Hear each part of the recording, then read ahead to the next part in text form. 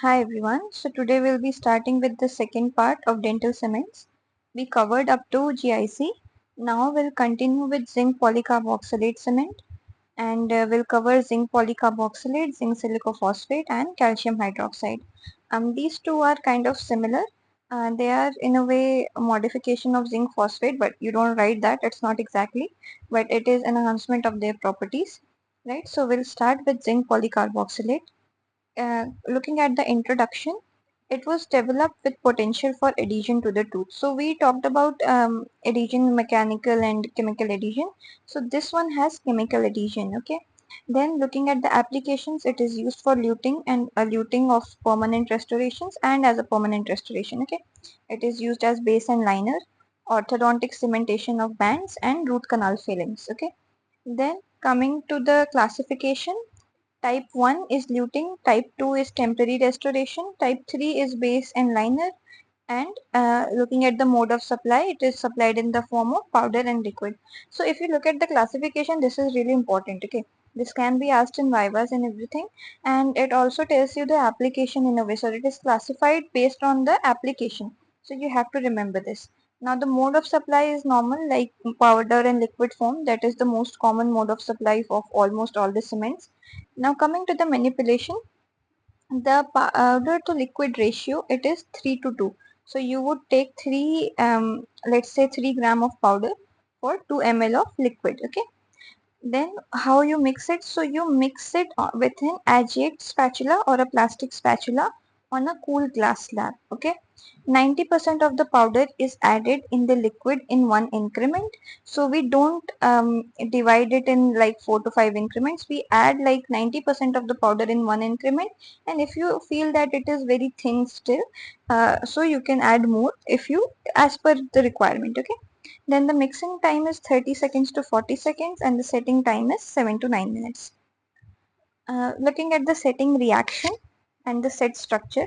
So the setting reaction, acid plus powder, it releases zinc, magnesium and tin ions. Okay, when we mix the two together, we get these ions. These ions, they form cross-linked salt of zinc polyacrylate amorphous gel.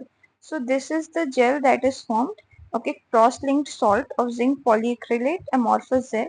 So what it means is that basically it is the matrix. Okay, and the matrix is cross-linked. So kind of like the structure we talked about over here in the previous lecture in the zinc eugenol. So we had chelate over here, but here we have a cross-linked matrix of this gel, and then the core is zinc oxide particles, unreacted zinc oxide particles. Okay. Now we'll move on to the composition. So in the composition, the powder main ingredient is zinc oxide. Then we have magnesium oxide, which has similar role. Bismuth and aluminium, so it is used in small amounts and mainly for smoothness. And stannous fluoride, so it releases fluoride and it increases the strength and it is anti-carcinogenic. Looking at the liquid, it has polyacrylic acid or copolymer of acrylic acid with unsaturated carboxylic acid. So mainly polyacrylic acid and carboxylic acid. Okay, unsaturated carboxylic acid. The examples are ationic or malic acid. So this is the component it has, and the name of the acid is ationic or malic acid. Now coming to the properties, right? So looking at the adhesion, we already talked about it, that it has chemical adhesion. The compressive strength is low, so it can be only used for luting or temporary restoration. It is used as a permanent restoration, but is not very suitable. Okay, it is okay. It can only be used in very low stress area.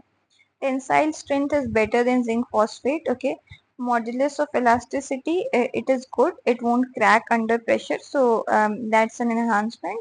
Looking at the hardness, so it is linked, it is less than zinc phosphate. So all this comparison is based on zinc phosphate because it has similar properties. Okay, so the comparison would be based on zinc phosphate. It is so again the hardness, it is less than zinc phosphate, so again it makes it less suitable for permanent restoration. Solubility is low, so suitable for polar environments. And then the thermal conductivity is good. pH reaches to from 2 to 6 to 7 within 24 hours. Okay, so the pH reaches neutral. It takes a bit time to reach the neutral pH, so it takes some amount of time, a good amount of time. It is less irritating than zinc phosphate. So zinc phosphate takes even longer, so that's why this is less irritating. It reaches a neutral pH before zinc phosphate. Now coming to the second cement, we have zinc silicophosphate cement. Okay, zinc silicophosphate, it would also be based on comparison with zinc phosphate. It is also called zinc silicate, right? It is again used for luting, intermediate restoration, luting of orthodontic appliances, and it is also used as a dye material. Looking at the application, type 1 is used for cementing, so similar to luting. Type 2 is used for temporary restoration, so like similar to this one, temporary restoration. And type 3 is used for cementing and filling. Okay, so it can be, it is used like a proper restoration, type 3. Mode of supply is again powder and liquid form. Looking at the powder to liquid ratio for manipulation, so we use 1.4 gram of powder in 0.5 ml of liquid. It is mixed on a stainless steel spatula on a glass slab. Okay, the setting time is 3 to 15 minutes. Then looking at the setting reaction, the phosphoric acid is mixed with zinc oxide. So the liquid contains phosphoric acid. When it is mixed with zinc oxide, you get zinc phosphate gel. Zinc phosphate gel forms the matrix. So the matrix would be zinc phosphate gel, and again the core particles would be unreacted unreacted glass particles. So over here the core particles are unreacted silica particles. Okay, I should have removed this. Okay, now coming to the composition. So in the composition, the powder, we have first silicate glass. It is the main component. Remember, with the core was made up of silica particles. So silica glass provides translucency and improves strength. Okay, so it also provides enhanced aesthetics because it is providing enamel-like look because it has good translucency. Then zinc oxide is the main reactive base. Magnesium oxide improves setting characteristics. Okay. Then in the liquid we have phosphoric acid. It is the primary acid. We have water as solvent, and we have zinc and aluminium salt which controls the setting time and the setting reaction. Looking at the properties, so the adhesion over here is now mechanical. So over here we had chemical adhesion. The cement was forming chemical bond with the enamel, but over here the cement is staying in the cavity because of the retentive features of the cavity.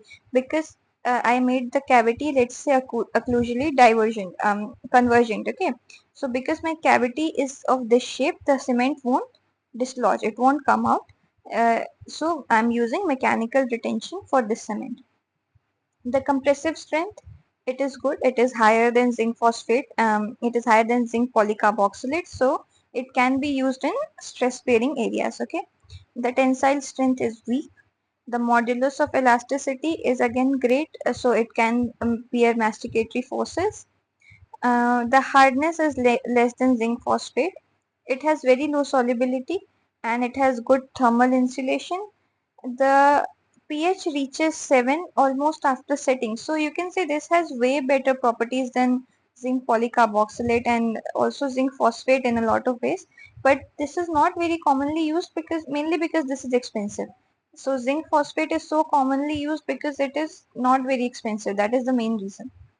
Now coming to calcium hydroxide. So calcium hydroxide is very commonly used, and remember it is used as a base, as a pulp capping agent. What is that? If I have a very deep cavity, okay, I have a very deep cavity, I have pulp right over here. So I won't directly fill in a base over here. Okay, if I have to do a silver amalgam restoration, so you would think that we fill in silver amalgam over here and then we have a base below that, but we don't do that when we have a very deep cavity. What we do, first we apply calcium hydroxide, and when we talk about the properties we'll discuss that this is very soothing. What it does, it uh, increases the formation of tertiary dentine. So when I apply calcium hydroxide, what will happen here, more dentine will form. Okay, more tertiary dentine will form because calcium hydroxide is very basic in nature. So because more dentine will form, it will provide protection to the pulp over here. Okay, so this is more of a protective agent, not exactly a cement in the sense of luting and restoration. So we'll talk about this, but this is the main purpose of calcium hydroxide cement. Now, starting with the properties, so it is a weak cement, more therapeutic than filling material. Okay, it is used for direct, indirect pulp capping. So, what do you mean by pulp capping? It is just protecting the pulp, right? What I told you. It can also be used as a low strength base. Now, there's no classification. We talked about the application already. Looking at the mode of supply, so you have powder liquid form, you have two paste system, and you also have light cure system.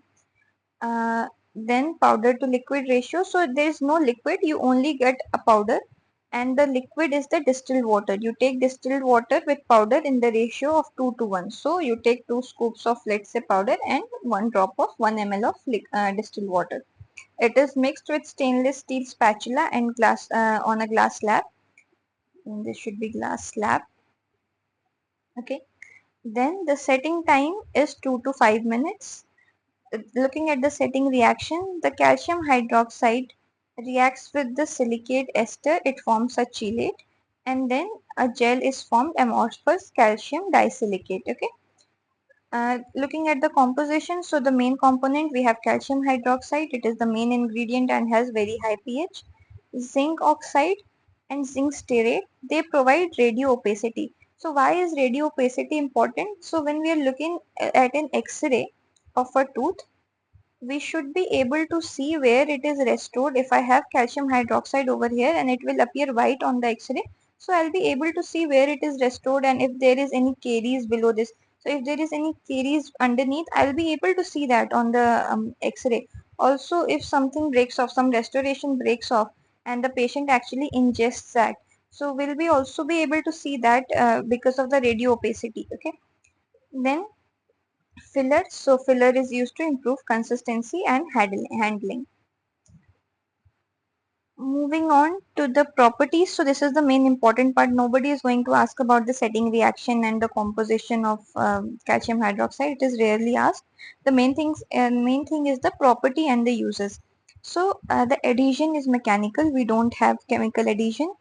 The mechanical properties are very inferior. Okay, it is a very weak cement, so very low compressive strength, very low tensile strength, very low modulus of elasticity, so it will break under pressure. It can't be used as a high strength base.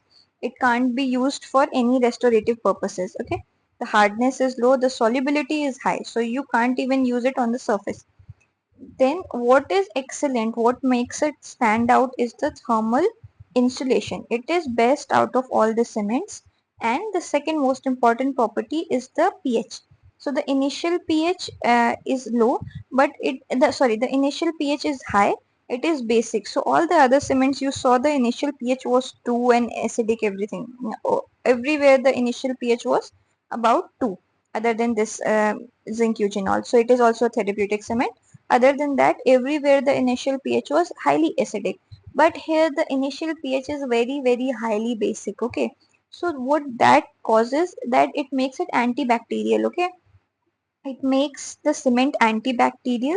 So you won't have any more infection. It will stop the infection, stop the caries.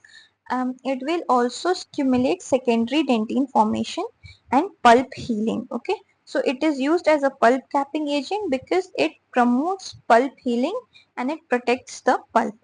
Okay, so this is it for dental cements. I have completed all the important points that are required from the exam point of view. These are the three major cements that are generally asked in LAQs or SAQs. These ones could be asked in Vivas, although they are rarely asked. And calcium hydroxide is again an important cement as a pulp capping agent. So you should be able to describe its properties and why it is so important. Okay. So I hope you liked the lecture. I hope this helps you. Thank you.